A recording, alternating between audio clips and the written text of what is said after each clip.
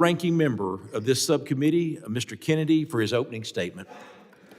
Good afternoon. Thank you very much, Chairman, and thank you to our witnesses for being here today. I want to begin by saying that I appreciate the Chairman for bringing officials from the administration before this subcommittee. I want to see more of these hearings with administration witnesses in the future. I'd be remiss if I didn't acknowledge the greatest threat to our nation currently, and with all due respect to our witnesses, is not agro-terrorism. We're seeing a Department of Homeland Security that's killing our own citizens, terrorizing communities, ignoring court orders, rejecting due process, and advancing an extreme immigration enforcement agenda that's stoking fear, creating chaos, and degrading our democratic institutions. The Trump administration is also dismantling FEMA before our eyes, refusing to distribute critical counterterrorism grant funding, and moving forward with plans to cut half of FEMA's workforce. Mr. Chairman, yesterday I sent a letter to your office to formally request that this subcommittee turns its focus to FEMA issues, including delays in preparedness and counterterrorism grants, workforce challenges, and areas for improvement in disaster recovery.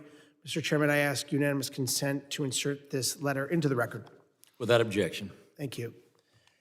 Last year, I introduced a bill, H.R. 6507, the Department of Homeland Security Grants Accountability Act, which would require increased transparency and oversight of FEMA's counterterrorism grant programs.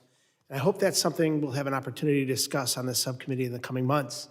Turning to today's hearing, I agree that our nation must strengthen its biodefense, including better preparing for potential attacks on our agricultural systems. This includes ensuring that we have enough agricultural specialists at our borders to detect harmful pathogens, investing in research and development at U.S. institutions through USDA, and strengthening our supply chains to ensure they're resilient against potential bad actors. But the way to do this is not by closing the Department of Homeland Security's centers of excellence or freezing funding for USDA university partnerships, including those that directly support agro-security. One of these closed centers of excellence directly supported agro-security by researching and educating federal partners on how to detect and eliminate biological threats that cross our borders. And in my home state of New York, the administration halted funding for Cornell University's Animal Health Diagnostics Center, which tests livestock for diseases that could devastate agricultural sectors and our economy. This significantly impacts their ability to survey for high-consequence animal diseases. All of that's to say, the chairman and I are in full agreement that we must strengthen our nation's capabilities against threats of agroterrorism, whether they be foreign or domestic, and I believe we do so by bolstering federal investment in resources rather than gutting them.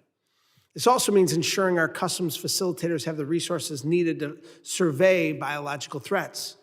I have 4 bridges in my district in Western New York into Canada.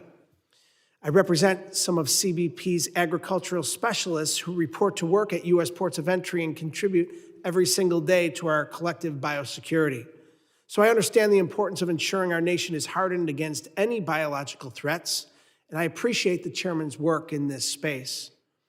I want to thank our witnesses for participating in today's hearing, and I look forward to your testimony as we assess DHS and USDA's preparedness in keeping our communities safe. I yield back.